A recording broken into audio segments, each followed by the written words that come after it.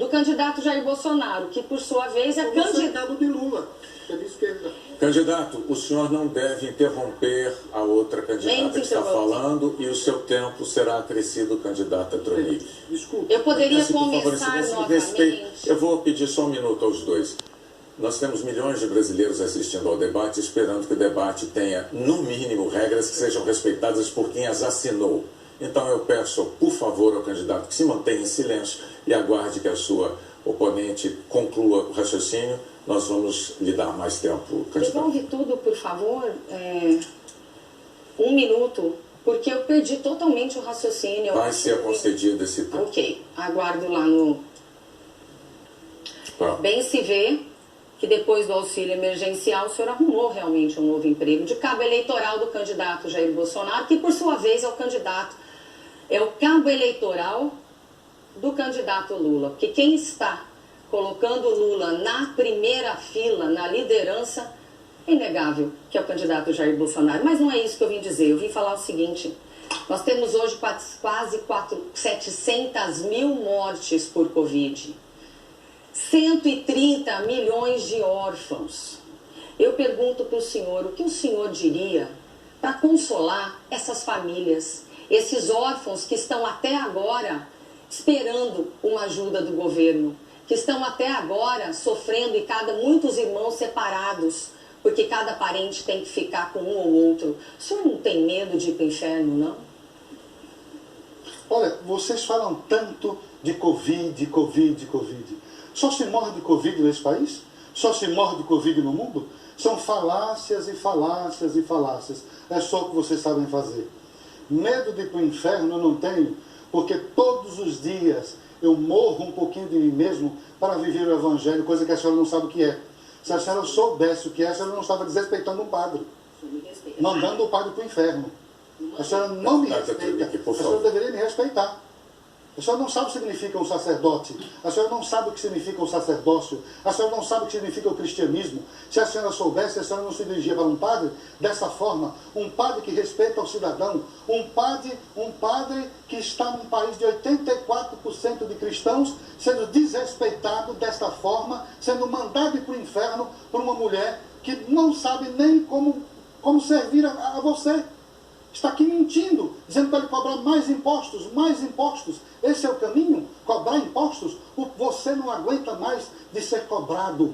E essa senhora aqui novamente repete que a solução é imposto único, é cobrar mais imposto. A solução não é essa, a solução é reduzir o Estado, tirar os cabides de emprego. Vocês, olha, fizeram muitos cabides ali dos seus apadrinhados políticos.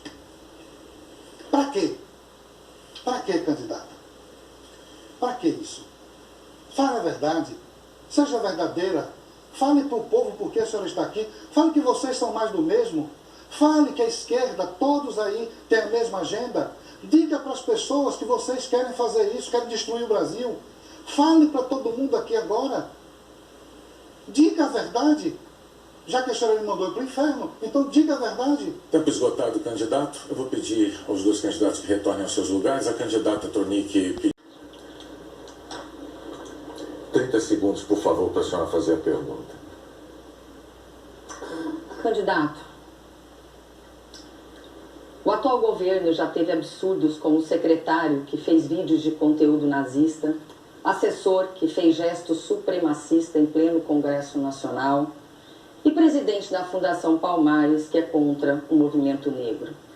Como garantir a defesa da população preta, parda, indígena, que é o nosso maior povo, em meio a esse quadro de preconceito institucional? Dizendo para todos vocês que nós somos irmãos. Nós somos todos irmãos. O preto, o branco, o índio, o amarelo, o marrom. Somos todos brasileiros. Somos todos moradores dessa nossa casa comum, que é o Brasil. O Brasil é a nossa casa comum. Agora, essa política que cria mais divisão, nós não podemos aceitar esse tipo de coisa. Nós temos que entender que como nós somos brasileiros e irmãos uns dos outros, preto, branco, índio, mulato, pardo, nós somos todos cristãos também. E quem é que nos dá esse sentimento de irmandade, de fraternidade, a não ser Jesus Cristo de Nazaré? Somente Jesus Cristo de Nazaré que pode nos dar esse espírito de saber enxergar no outro além da cor da pele. Porque vocês enxergam a cor da pele e vocês dividem e manipulam as pessoas desse país pela cor da pele. Raça só existe uma, raça só existe a humana. Nós precisamos enxergar o outro como um irmão, como um igual a nós, como um igual a você e a mim.